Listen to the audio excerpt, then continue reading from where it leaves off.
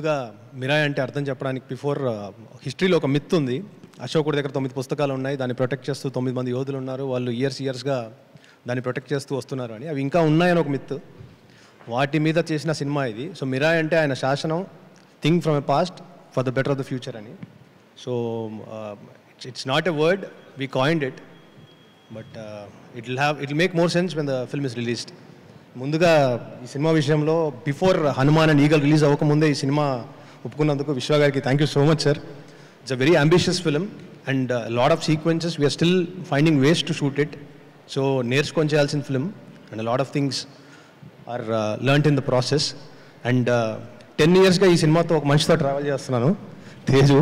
ఇప్పుడు 2015-16లో ఆ సినిమా నేను చేస్తున్నప్పుడు ఈ ఐడియా చెప్పాను. అక్కడి నుంచి అది almost literally 10 years later we're making the film. Thank you so much for the trust. Andarki namaskaram.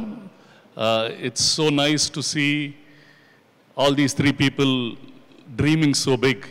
Vishwa Prasad garu dreaming so big and making such wonderful films. I saw Karthik in his first film and he was doing his cinematographer. Great job Karthik, lovely. And Teja with Oh Baby, I've seen him.